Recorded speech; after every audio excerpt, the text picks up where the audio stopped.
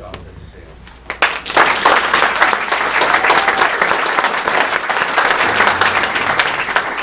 Wow, what a great turnout. I mean, when we started planning this and the folks from the campaign reached out to me, I thought, we only got a few days, a little bit of time to promote it. I was wondering about how many people would turn out. I mean, you packed the place, which is really amazing. So do you feel the burn? Yeah! Do you feel the burn? Yeah! Feel the burn? Yeah! I want you to say that. Feel the burn? Yeah! All right, I got to warm up the crowd a little bit here. So the first thing, I want to say a couple of things before I start and explain what we're going to do briefly here today.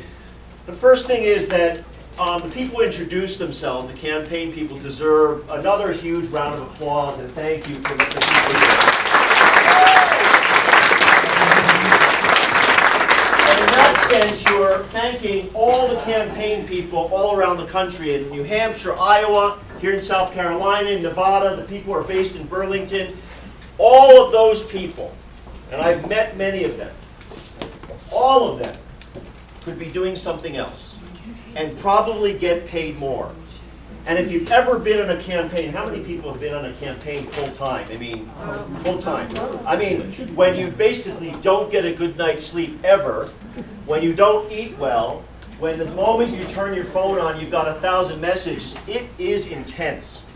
And so we, and I say we because I consider myself among the soldiers for Bernie, we have a sense of gratitude towards the people who are putting their lives on hold in some way to create a political revolution. The second group of people I want to thank are the people here. How many people have volunteered for Bernie so far? Wow. Almost the whole room, 3/4 of the room. Now, give yourselves a how many people have volunteered for Bernie for the first time in a campaign? Is this how many people, first time campaign? Wow, that's a pretty big number too. That's really incredible.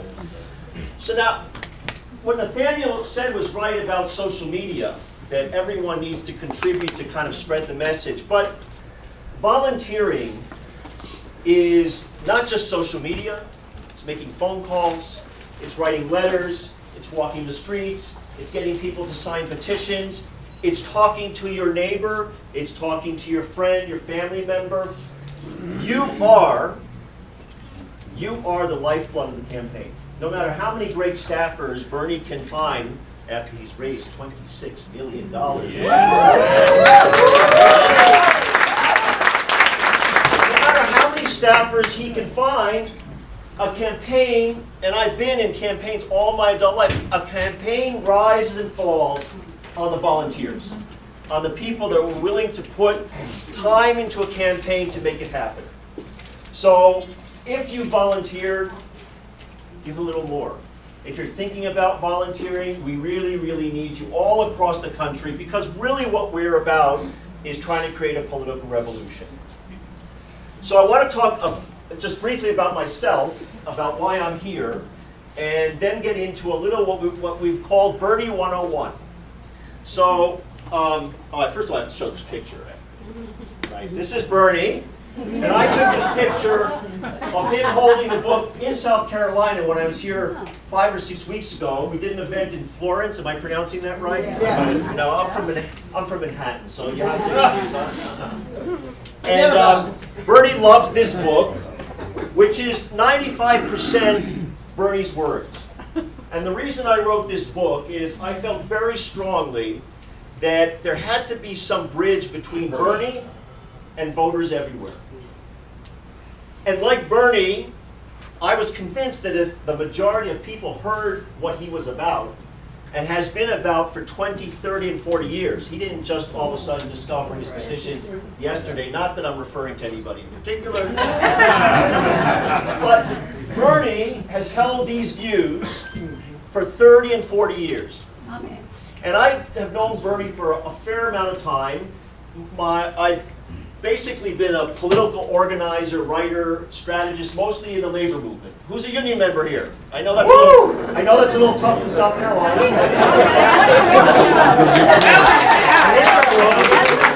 But when people say, who are you? The first thing I say is, I'm a member of organized labor, and I'm proud of it.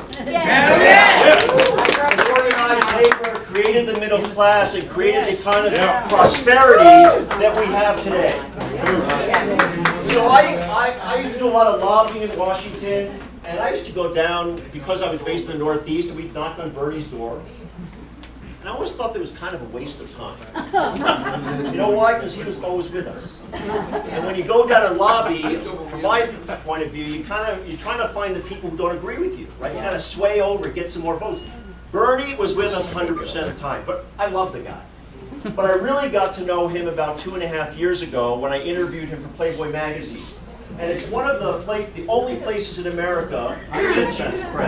I was waiting for that. But I had a lot of friends who said, well, they now can pick up the magazine to read, finally they can read it for the words. So it's one of the places, it's probably one of the only places where you can actually put out someone's views, 10,000, 15,000 words. Fidel Castro has been there, many celebrities, Jimmy Carter, who we hold in our hearts now. I was just talking with someone. What a great ex-president, right?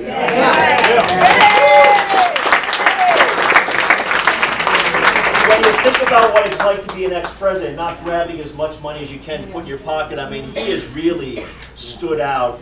And Jimmy Carter, if you may remember that quote that he got a little in trouble for when he said, "I lust in my heart." Everybody, Everybody remembers that. By the way, all the younger people are looking at me and saying, what are you talking about? You see this kind of, look it up, Google it. Lust in your heart. Anyway, he did that for Playboy magazine. Long and short, I wanted to do this book to get Bernie's views out to as many people as possible. And I approached a publisher, and from the time she said, interested, it's a progressive publisher, independent publisher, Chelsea Green, based in Vermont, 100% worker-owned. Yeah. The book was done in 22 days. Wow. So I basically spent, 12, 14 hours a day sitting on my butt. And thank God for Google, because what I basically did was pull together Bernie's views and his words. I had to get out of the way as the writer. And what I wanted to do was really convey to people what Bernie stood for and what his words were. Not analyze it, but what his actual words were. So that's what that book basically does.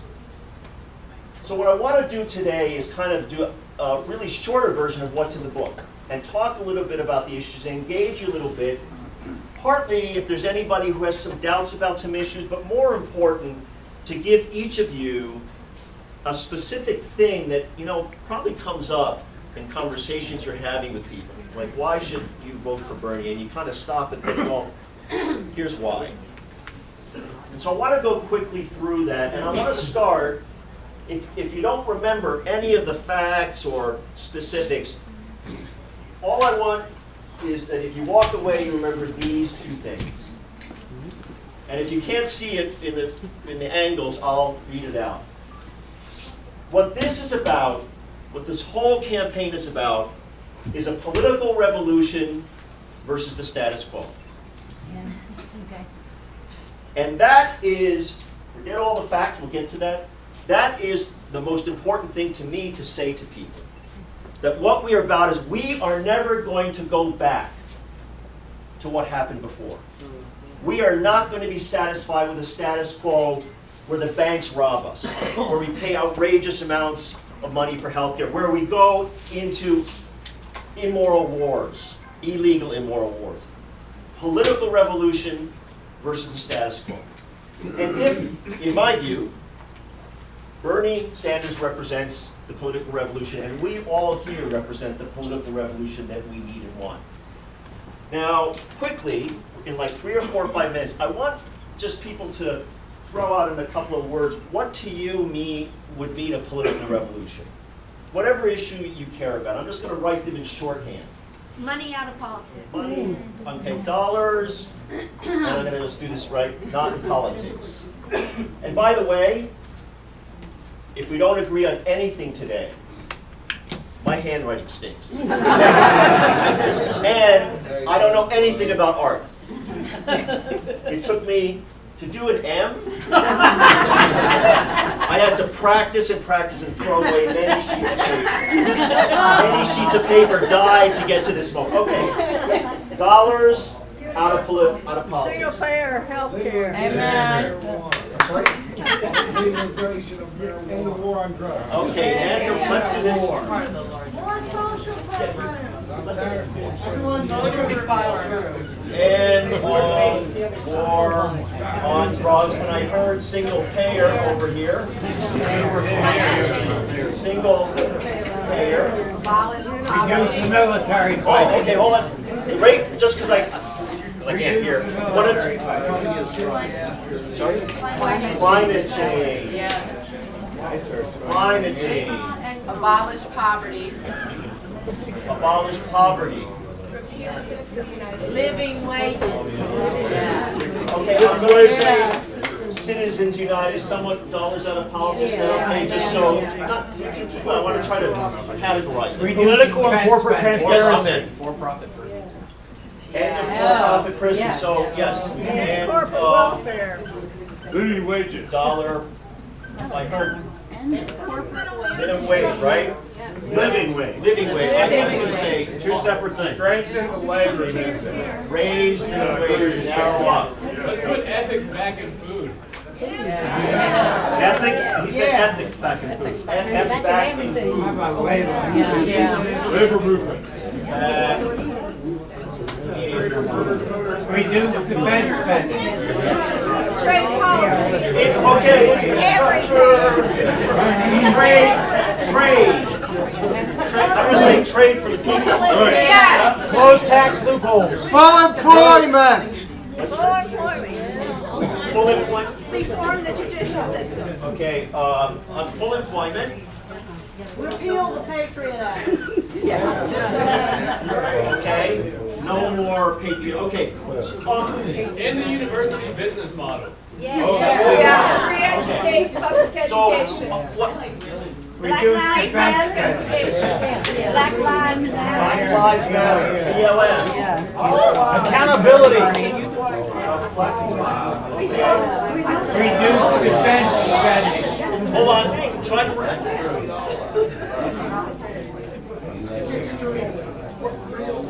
I need Morrow back.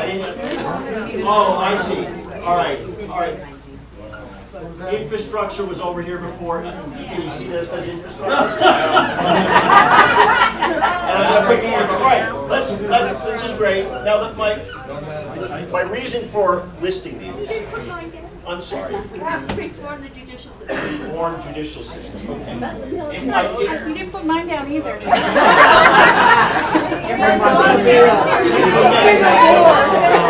All of the suggestions were important. Now, here's the thing. Oh, you missed the big one.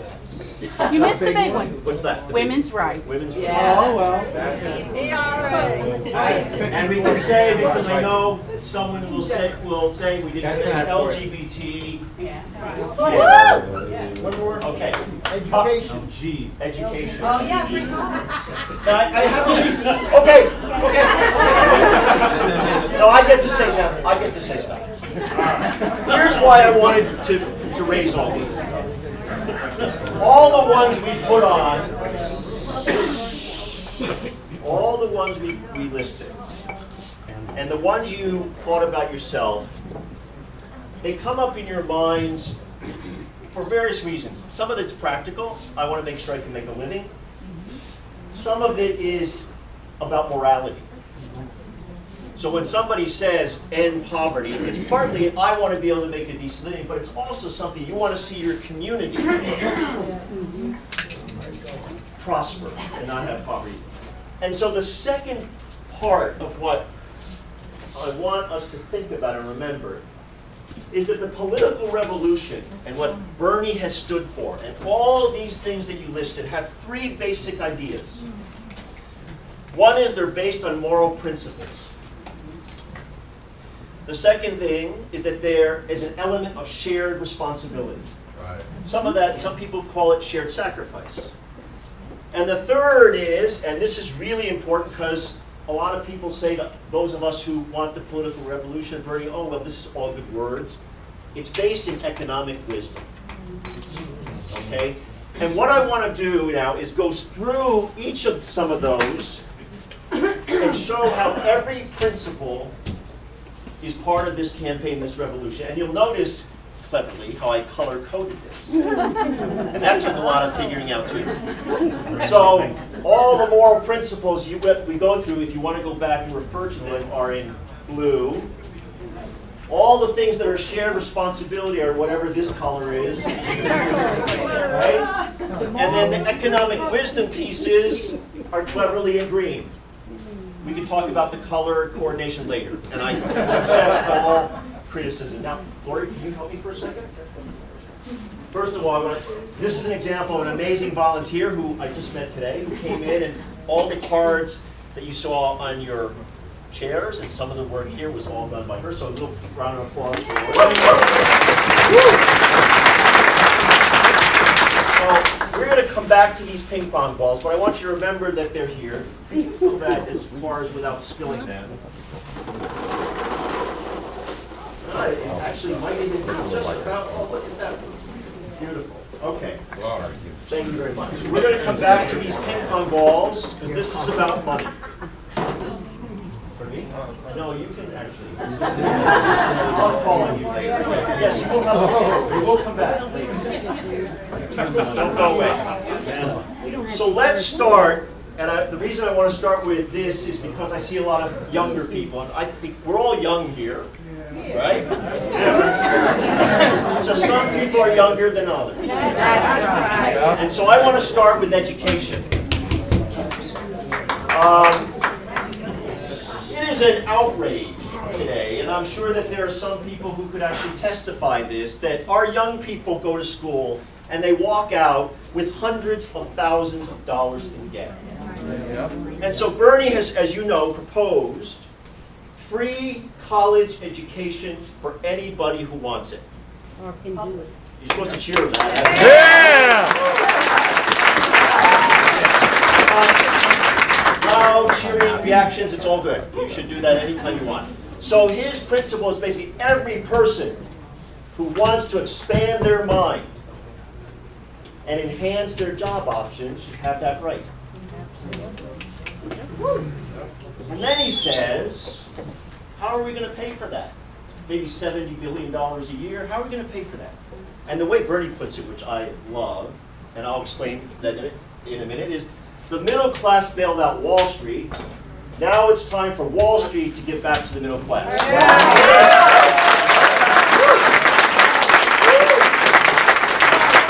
And you've probably heard him say that in many of those routes. And by the way, I've heard Bernie speak hundreds of times now, and I never tire of listening to him. Every time I see him in little small groups or big, he still moves me.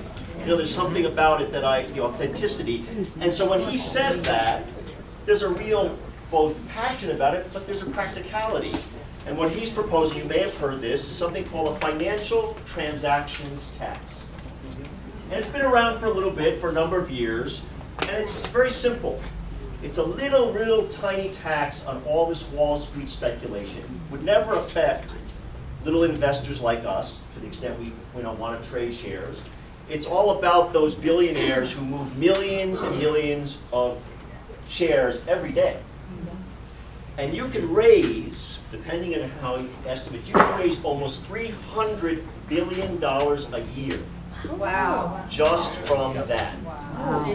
Some people say 250 billion, some people say 350 billion, but remember that what Bernie's proposing, and I love the analogy, is that in order to advance society, to take care of our young people, Wall Street should pay. Wall Street should share responsibility. And he's got a specific thing about this. Now, where's the economic wisdom in that? It's just, it's too bad we don't run the world, because we would see all the logic in this. Right now, there's about $1.2 trillion in student debt. And it's mostly not held by people that held by people in their 30s and 40s, because if you think about it, when you leave college, sometimes you get a little time before you have to start paying it back. Right. And then it stretches on and on and on. So you've got people who are trying to start families, buy houses, who can't do that. So if we adopt this, think of the economic prosperity that comes from that.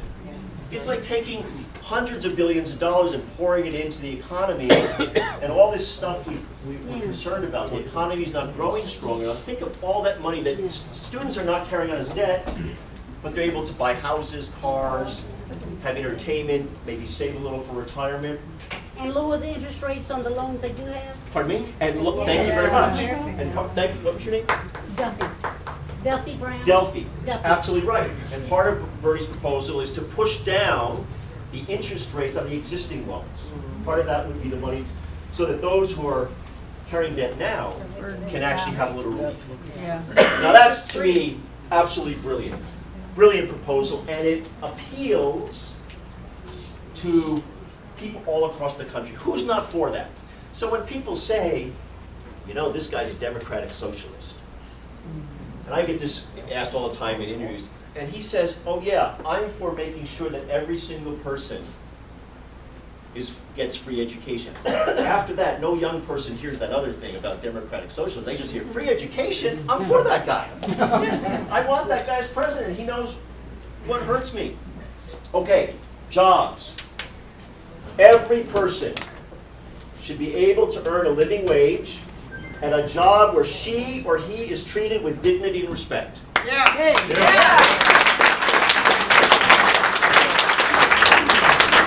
And I put in union with 2 exclamation marks, with 3 exclamation marks. Yeah. And that's what, you know, I know that in this state that's harder, but the truth is that, what I said before, unions built the middle class, and there is no real way, for people to have decent living wages and dignity and respect without a union. It just doesn't happen. The shared responsibility piece is pretty simple. Does anybody know what the average compensation is for a CEO in the Standard & Poor's 500, which is one of the... Anybody want to take a guess? 350 million. 50 million, someone said? 350 million. The average. The average is $13.5 million a year. The average worker, $36,000 a year. But what about his bonuses? I said complete compensation. That was total compensation average. Now, some of them get, as people pointed out, 300 million, but we were talking about the average. That's still obscene. And so one of the things we talk about when we talk about shared responsibility is lowering CEO pay. There's lots of ways to do that. We can talk about that. The other, See, that's just the CEO. That's not counting all his lieutenants. That's correct. They're making a lot of money too. That's true, and so it's the CEO is kind of a placeholder for the executives of the top thing. You know, we know CEO pay is what is measured most frequently by even the mainstream media. They look at that thing, they do these analysis. But I think it's an absolute right point. All the people in the executive suite, and then they just throw the crumbs to the workers. Corporate stock gambling, casino is another part that essentially it's part of the CEO compensation. The more the stock goes up, the more they get paid. And so we want to reduce that. And then on the shared responsibility part, we want to push for higher wage. And Bernie in particular, on the minimum wage is pushing for the $15 an hour minimum wage. And look at Costco. And cost, Yes. that's right. And the reason I put this under shared responsibility, $15 an hour minimum wage, is these all things fit together. If we really want to have a $15 minimum wage, we have to know that when we go into Burger King, we're going to pay a little bit more for that hamburger, right? That's true. And most people actually say when I've done these focus groups around Walmart, and I watch people behind one of those mirrors, you know, like creepy mirrors. Yeah. And if you say to the Walmart workers, would they be willing to pay more? They say sure. And if you ask just regular people, sure. But you can't do one without the other. You can't say to people you have to pay more if you're not raising their wages too. So we have to think of this. What is this about? Political revolution. We don't settle for saying we get crumbs. And the $15 minimum wage, I've been working on this a little bit, mainly out of New York, but a little bit nationally. I mean, that is taken off like wildfire. Yeah. And the thing about a political revolution, and the reason that a certain candidate is adopting positions she's never had before, ever, not that I'm referring to anybody in particular, is that all this, and this goes back to importance of volunteering and organizing, all this stuff, this energy about minimum wage, and the reason people are talking about it, the reason people are talking about the trade, it's all because of people like you.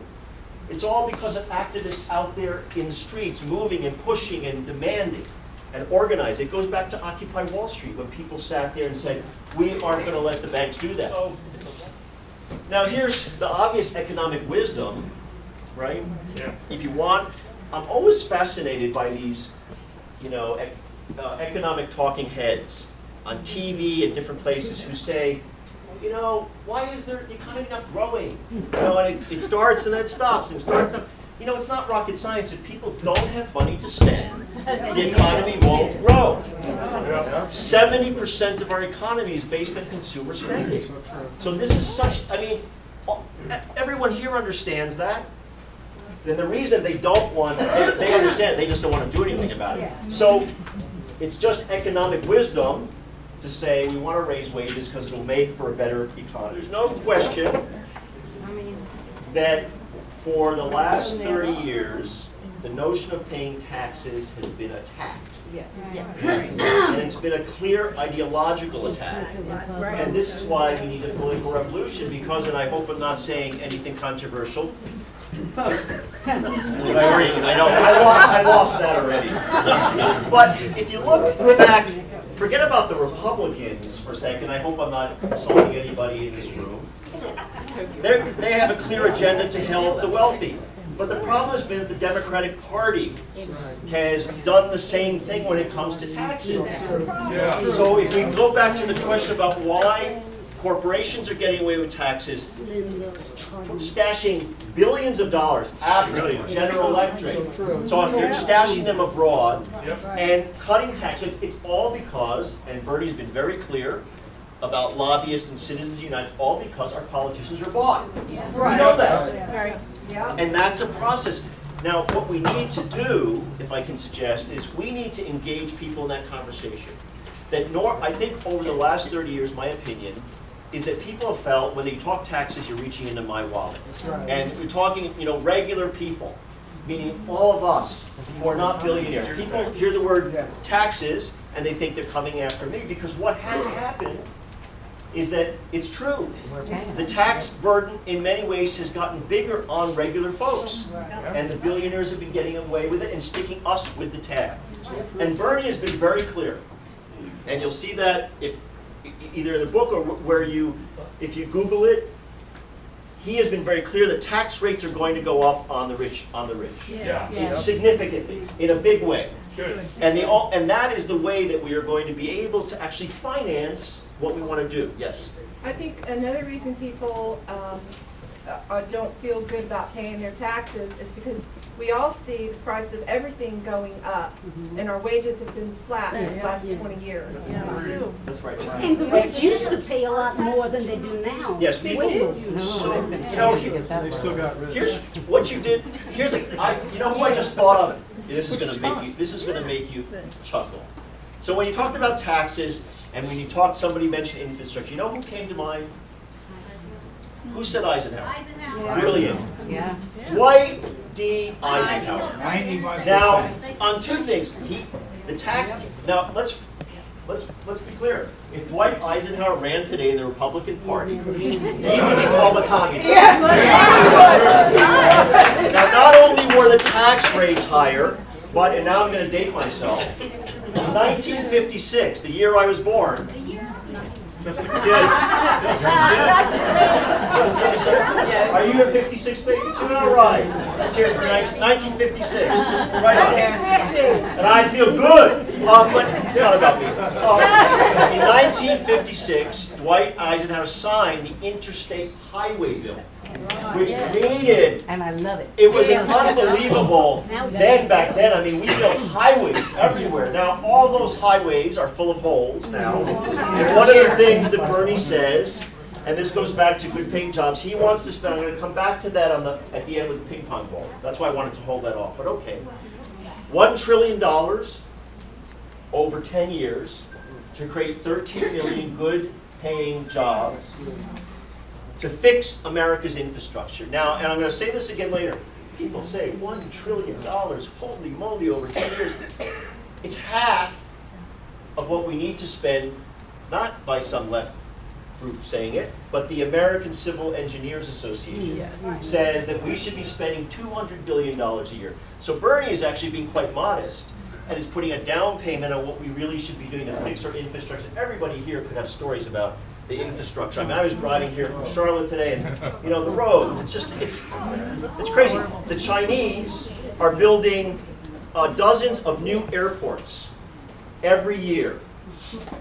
And I fly through John F. Kennedy Airport, which is an embarrassment. It's like a hellhole. And that was once seen as the center of transportation. It was seen as the crown jewel, and now it's an embarrassment. So let's move on, and we're going to come back, because I do want to move a little bit, because I know people are short on time. Okay, civil rights. We must attack structural and institutional racism, and attack income and wealth inequality. Okay?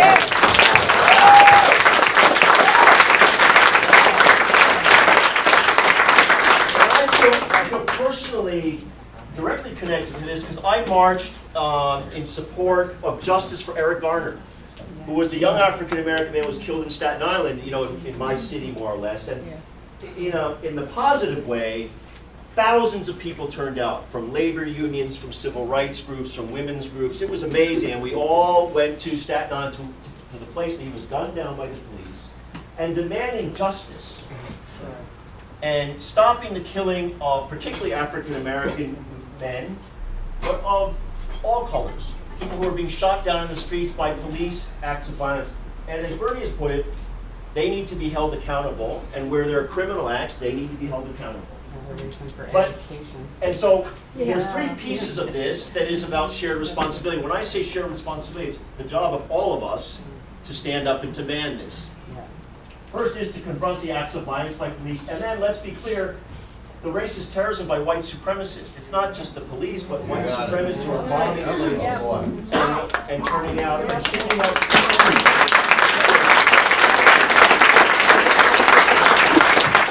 We have to confront the acts of political disenfranchisement, which was what you pointed out, which is, I don't know the exact number, don't have it in my head, but millions of people are disenfranchised from voting in all sorts of ways. You know, it's the old poll tax, basically. And so people don't get to vote, particularly people of color. And then we have to confront the legal violence. And that is what somebody pointed out, the war on drugs. And it's also part of the Patriot Act. It's the incarceration, which somebody meant, the end of private prisons, which Bernie specifically said on the platform. So there's a whole list of that, and that's about a political revolution that frees people to be equal and to have justice. And that is something that, you know, that's not going to end in a year or two. That's an ongoing struggle that we have to confront every single day. And from an economic wisdom point, pretty clear. Economic deprivation hits communities of color disproportionately. Now that's not to say that white people aren't affected, but disproportionately over time, racism has affected, certainly in inner cities, the lack of jobs, the lack of education.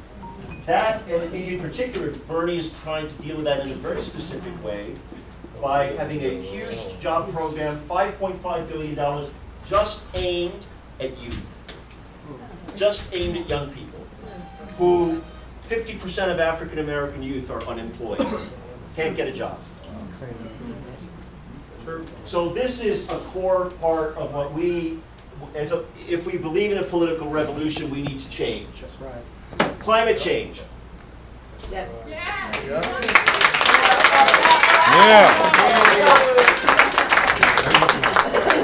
It is kind of funny. I listen to Republicans talk about this, and I just laugh. They always say, you know, they say, well, the science is improving, and what Democrats say is, well, actually, it hasn't proven, and we're not scientists, but we actually listen to the scientists. We know the planet's dying. And the thing about this is, I want to commend, if you haven't seen Bernie give the Liberty University talk, when he went down. Oh, everybody did. Now, that was awesome. That was awesome. And the reason I want someone like that running for me as a Democrat for president is he's able to go down, if I can use the term, into the lion's den and talk to people about things. And one of the things he talked about in referencing why people, the 12,000 Jerry Falwell students, should care about this, is that he said this is about the Bible. If you believe in the Bible and you are not willing to preserve the planet, there's something wrong.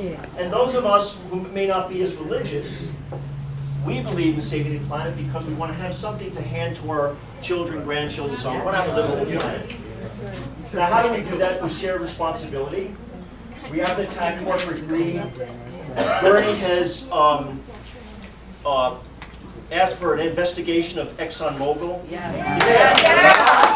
And so the other part about economic wisdom, quickly to go through it, is that there's a tremendous amount of cost that we bear, which we don't think about often, because of pollution and health effects that we bear in our economy. And if we endeavor to save the planet, we also make people healthier. And we will reduce the cost of lung diseases and all the list. I'm not a doctor, but is there a doctor in the house? No. You know what I'm talking about. And then going back to the question about good jobs.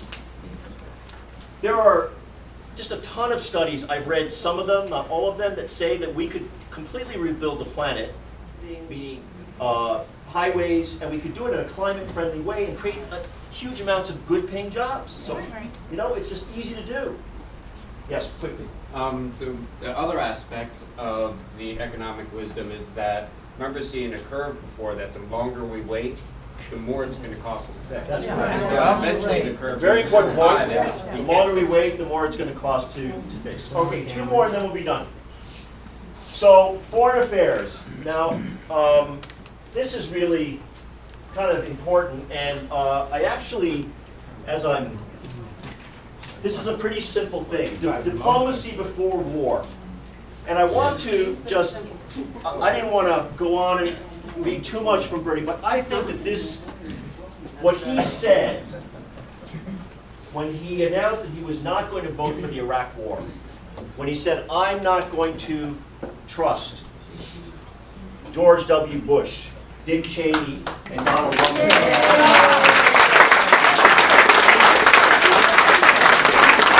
By the way, if any of you want to run for, is there anybody in this room that would have trusted those three anyway? No. So there is one person running for president who somehow didn't get that message and said that, you know, she did vote for the war. And the reason I'm bringing this up is I want you to hear what Bernie said about the war. Because what he said, and you can see it on YouTube, it's like he looked into a crystal ball and he saw 15 years around. Although you did not have to be a rocket scientist to understand what we were getting into. So listen to what he wrote, what he said. Number one, I have not heard any estimates of how many young American men and women might die in such a war. And this speaks what he's about, what he says to the humanity of this man, or how many tens of thousands of women and children in Iraq might also be killed. And it was a lot more. So here was a man who thought not just about what would happen here, but about the people who would lose their lives in Iraq. As a caring nation, we should do everything we can to prevent the horrible suffering that a war will cause. War must be the last recourse in international relations. Second, I am deeply concerned about the precedent that a unilateral invasion of Iraq could establish in terms of international law. If President Bush believes that the U.S. can go to war at any time against any nation, what moral or legal objection could our government raise if another country chose to do the same thing? Third, the U.S. is now involved in a very difficult war against international terrorism. We're opposed by Osama bin Laden and religious fanatics. And I agree with Brent Scowcroft, who was then who was the former Republican National Security Advisor to George Bush Sr., an attack on Iraq at this time would seriously jeopardize the global counter-terrorist campaign we have undertaken. And last, at a time when this country has a $6 trillion national debt and a growing deficit, we should be clear that a war and a long-term American occupation of Iraq could be extremely expensive. Who, and listen to this because boy does this echo today, who will govern Iraq when Saddam Hussein is removed? And what role would the U.S. play in ensuing a civil war that could develop in that country? Will moderate governments in the region, who have large Islamic fundamentalist populations, be overthrown and replaced by extremists? Now, what is in the headlines every single day today? So, oh, and ISIS, oops. So anybody who voted for the Iraq War, in my view, does not, to date, and this is an estimate by Joe Stiglitz, who's a Nobel Prize-winning economist, $2 to $3 trillion. That's actual cost of the war, bombs, tanks, the cost of caring for the horribly wounded people who came home, the soldiers who were sent there by politicians who came back with horrific injuries. $2 to $3 trillion cost. We're paying for that. Now, I would submit to you, and this is one thing we can say to people, do we want a president who has the sense and the vision and the understanding of international diplomacy, who believes in diplomacy before war? And the answer is yes. The last thing I want to do is I want to talk about health care. People have said, you probably read, oh, Bernie's programs, boy, they cost so much. They're going to bankrupt us. The Wall Street Journal put out a figure, $18 trillion. Now, the thing about that is when people use big numbers, that they don't understand what they mean, but they scare people. Anybody here have $18 trillion? Just checking. It's easy to use big numbers. But here's what I want, every time you hear that, I want you to answer it this way. The first thing is that if you accept the $18 trillion number, $15 trillion of that is health care. And so when Bernie Sanders is talking about spending or having money for a program, $15 trillion of what he's saying out of $18 trillion is all about health care. And you know what? We already spend that. We already spend that on co-pays, on premiums, on CEO pay, on drugs that are too expensive. It's not as if he's saying, let's spend all this new money. What he's saying is, let's spend it more smartly. And let's reallocate it. And let's lower the cost. Every single country, and I can say this pretty confident, every single country that has single-payer health care, which I like to refer to as Medicare for all, every single country has lowered its medical costs. I lived in Australia for 2 years. Me too. Where they have essentially free health care. I paid the outrageous amount, because I was not a citizen, of $200 a month for a health care plan that here would cost $2,000. But there they lowered their cost in health care. They made a decision to do it. And the reason is very simple. In the private health insurance industry, there's 15 to 25%, depending on how you figure it out, administrative costs. Medicare runs at 2 to 3%. Now, Medicare can be improved. There's things we need to do, but it can completely save us trillions of dollars. There's estimates that actually we could save $5 trillion if we went to Medicare. Now, why don't we do it? Of course, we know that because of the lobbyists. And with all due respect to the president, the current president, and Bernie says this, so I think I'm reflecting him, it was good that what President Obama did was cover more people, but we're still paying way too much in premiums and health care. It's not real health care. It's not Medicare for all. It's a little stopgap thing, and if we want a political revolution, we need Medicare for all. Thank you very much.